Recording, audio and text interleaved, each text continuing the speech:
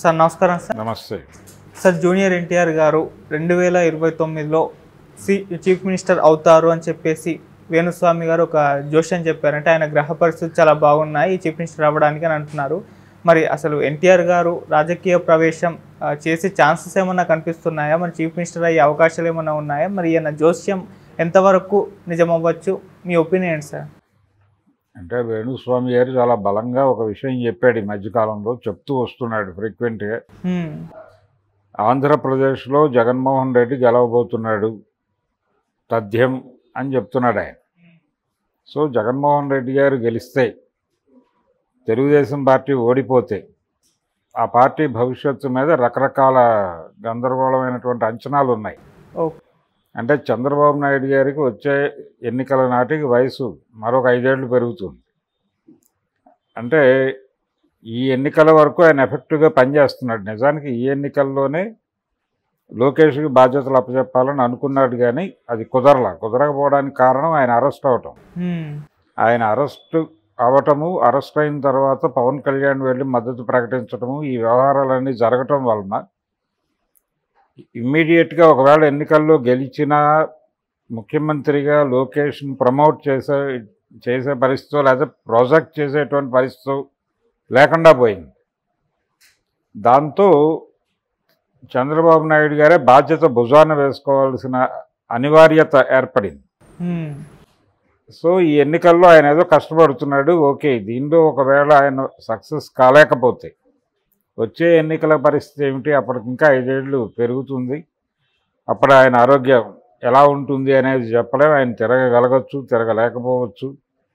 ఆ ఏజ్లో మళ్ళీ ఆయన అప్పుడు కూడా సమ్మర్లోనే ఎలక్షన్స్ వస్తాయి, దాన్ని ఎలా ఫేస్ చేయగలడు? కాబట్టి తెలుగుదేశం పార్టీకి ఎన్నికలు చాలా కీలకం. ఈ ఎన్నికల్లో గెలుపు సాధించలేకపోతే అసలు ఆ పార్టీ భవిష్యత్తే గందరగోళం అవుతుంది అనే పరిస్థితిలో ఉంది.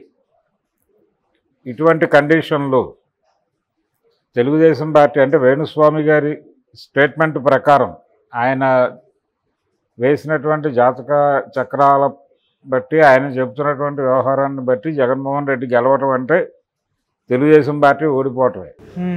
ఓడిపోతే తెలుగుదేశం పార్టీలో ఇప్పుడు చక్రం తిప్పుతున్నటువంటి చంద్రబాబు నాయుడు గారు అవుట్ ఫోకస్లోకి వెళ్ళిపోతే, ఆటోమేటిక్గా లోకేష్ కూడా అవుట్ ఫోకస్లోకి వెళ్ళిపోతే కొత్త నాయకత్వానికి ఒక వాక్యూమ్ వస్తుంది. అక్కడ కొత్త నాయకత్వం అవసరం ఏర్పడుతుంది. అవసరం ఏర్పడినప్పుడు ఆ అవసరాన్ని అందిపుచ్చుకుని ఒక డిమాండ్గా ఎన్టీఆర్కి పెరుగుతూ ఉన్నటువంటి ఇమేజ్ ప్రకారం అప్పటికి ఆయన పీక్స్లో ఉంటాడు కాబట్టి ఆయనకి పార్టీ పగ్గాలు అప్పజెబితే అప్పుడు ఆయన రాజకీయ ప్రవేశం చేసి ఎన్నికల్లో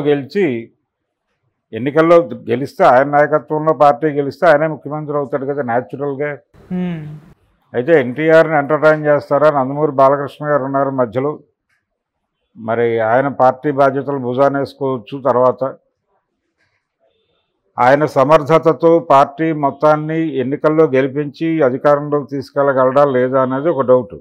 ఇప్పుడు నెక్స్ట్ ఎలక్షన్కే ఎన్టీఆర్ వచ్చేస్తాడని చెప్తున్నాడు ఆయన. అంటే ఈ ఎన్నికల్లో జగన్ గెలిస్తే వచ్చే ఎన్నికల్లో ఓడిపోతాడు అనేది ఒక అంచనా కావచ్చు ఆయనకి. లేదు అసలు ఈ ఎన్నికల్లో గెలిస్తే ఇంకా ఫర్దర్గా ఇంకొక ఎన్నికల్లో కూడా ఆటోమేటిక్గా గెలుస్తాడు జగన్ అనేటువంటి అభిప్రాయం కూడా కొంతమంది చెప్తున్నారు. ఎవరు ఎన్ని చెప్పినా 10 ఏళ్ల తర్వాత తిరిగి అధికారం దక్కించుకోవటం అనేది జ్యోతి బసు లాంటి వాడికి తప్ప సాధ్యం కాల. అందుకని ఈ 10 ఏళ్ల నిడివి తర్వాత వచ్చే ఓటమి, తెలుగుదేశం పార్టీ గెలుపు అనివార్యమయ్యేటువంటి పరిస్థితి, వీటిని బేరీజ్ చేసుకుని అప్పటికి తెలుగుదేశం పార్టీ గందరగోళంలోకి వెళ్ళిపోయి నాయకత్వ లేమితో బాధపడుతున్నప్పుడు ఎన్టీఆర్ని ప్రవేశపెట్టి వ్యూహాత్మకంగా పార్టీ బాధ్యతలు అతనికి అప్పచెప్పి అతని నాయకత్వంలో ఎన్నికలకు వెళ్ళి గెలిచి అతన్ని ముఖ్యమంత్రిని చేస్తారు అనేది ఒక జనరల్ అంచనాగా కూడా చెప్పుకోవచ్చు. ఆల్రెడీ కొడాలి నాని ఇదే జోస్యాన్ని ఆయన పద్ధతిలో ఆయన చెప్పాడు. నిన్న ఒక 2 days బ్యాక్ మాట్లాడాడు. తను జూనియర్ ఎన్టీఆర్ గురించి ఇష్టం వచ్చినట్టు మాట్లాడద్దు, అతను కాబోయే చరిత్ర నిర్మాత అన్న లెవెల్లో మాట్లాడాడు. జగన్ కాంపౌండ్లో ఉంది కాబట్టి దీనికి ఏమీ జాతకము రాశి చక్రాలు వేసి గీతలు గీసి గవ్వలేసి చెప్పక్కర్లేదు. జనరల్ ఫినామినా ఇలా జరిగితే ఇలా జరగచ్చు అనే ఒక తార్కికమైనటువంటి పద్ధతిలో ఆలోచించినా కానీ ఎన్టీఆర్కి ఛాన్స్ ఉంది అనే అభిప్రాయం ఎవరికైనా కలుగుతుంది. వేణుస్వామి గారు చాలా సందర్భాల్లో చాలా చెప్తున్నాడు. అంటే జగన్మోహన్ రెడ్డి గారి గెలుపు సాధ్యమైతే ఆయన స్టేట్మెంట్ ప్రకారం తెలుగుదేశం పార్టీ ఎన్నికల్లో ఓడిపోతే ఆ పార్టీ వ్యాక్యూమ్ ఏర్పడిపోయి ఆ వ్యాక్యూమ్లోకి ఎన్టీఆర్ వచ్చి ఎమర్జ్ అయ్యి ముఖ్యమంత్రి అవుతాడు అనేది ఒక ప్రిడిక్షన్ మాత్రమే, ఒక ఆశ మాత్రమే. అంతే తప్ప ఇది ఇలాగే జరగాలనే ఉంది. రేపు పొద్దున కూటమి గెలిచింది అనుకోండి, సపోజ్ కూటమి గెలిస్తే చంద్రబాబు నాయుడు గారు కొడుకుని స్ట్రెంగ్థెన్ చేసి నిలబెడతాడుగా. వాళ్ళు ఎవరిని దరిదాపుల్లోకి రానివ్వడు కదా. ఆ ఉద్దేశంతోనే కదా వీళ్ళందరినీ దూరం పెట్టింది. లోకేష్కి థ్రెట్ అవుతారనే ఉద్దేశంతోనే కదా. అందుకని ఒకవేళ రేపు ఎన్నికల్లో ఫలితాలు ఆయన అనుకున్నట్టుగా జగన్మోహన్ రెడ్డి గెలిస్తే ఈ సినిమా, ఓడిపోతే ఈ సినిమా అంటే ఇప్పుడు ఆయన చెప్పినటువంటి ఎన్టీఆర్ సీఎం అవుతాడనే సినిమా కూడా నడవకపోవచ్చు. ఎందుకు నడవదని కాన్ఫిడెంట్గా చెప్పగలవంటే ఈ ఎన్నికల్లో ఓడిపోయిన జగన్ వచ్చే ఎన్నికల్లో గెలవచ్చు కదా. జగన్ గెలిస్తే ఎన్టీఆర్కి పదవి రాదు కదా.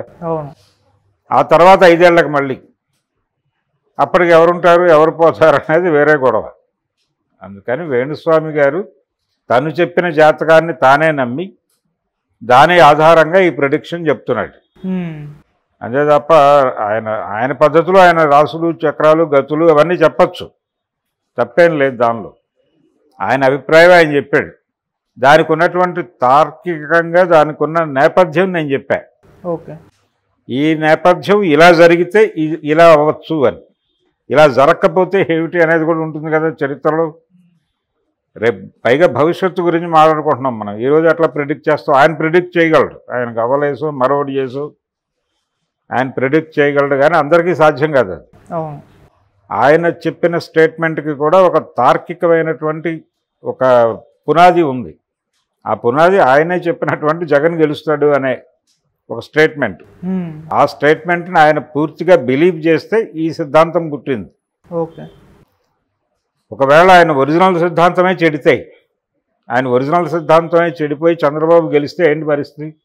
చంద్రబాబు స్ట్రెంగ్థెన్ అయిపోయి లోకేష్ని స్ట్రెంగ్థెన్ చేసి ఆ తర్వాత ఎన్నికల్లో లోకేష్ నాయకత్వంలో పార్టీ వెడుతుంది అని ఈయన మంచంలో పడుకుని చెప్తే అప్పుడు సినిమా అటే నడుస్తుంది కదా.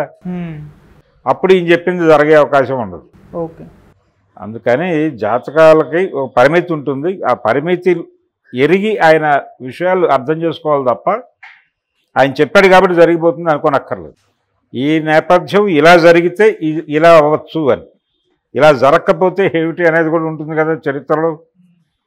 రేపు పైగా భవిష్యత్తు గురించి మాట్లాడుకుంటున్నాం మనం. ఈరోజు అట్లా ప్రిడిక్ట్ చేస్తాం. ఆయన ప్రిడిక్ట్ చేయగలడు, ఆయనకు అవ్వలేసు మరొకటి చేసు ఆయన ప్రిడిక్ట్ చేయగలడు, కానీ అందరికీ సాధ్యం కాదు అది.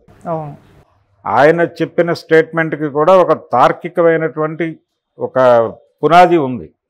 ఆ పునాది ఆయనే చెప్పినటువంటి జగన్ గెలుస్తాడు అనే ఒక స్టేట్మెంట్. ఆ స్టేట్మెంట్ని ఆయన పూర్తిగా బిలీవ్ చేస్తే ఈ సిద్ధాంతం పుట్టింది. ఒకవేళ ఆయన ఒరిజినల్ సిద్ధాంతమే చెడితాయి, ఆయన ఒరిజినల్ సిద్ధాంతమే చెడిపోయి చంద్రబాబు గెలిస్తే ఏంటి పరిస్థితి? చంద్రబాబు స్ట్రెంగ్థెన్ అయిపోయి లోకేష్ని స్ట్రెంగ్థెన్ చేసి ఆ తర్వాత ఎన్నికల్లో లోకేష్ నాయకత్వంలో పార్టీ వెడుతుంది అని ఈయన మంచంలో పడుకుని చెప్తే అప్పుడు సినిమా అటే నడుస్తుంది కదా. అప్పుడు ఈయన చెప్పింది జరిగే అవకాశం ఉండదు. అందుకని జాతకాలకి ఒక పరిమితి ఉంటుంది. ఆ పరిమితి ఎరిగి ఆయన విషయాలు అర్థం చేసుకోవాలి తప్ప ఆయన చెప్పాడు కాబట్టి జరిగిపోతుంది అనుకోనక్కర్లేదు. Thank you so much sir. Thank you.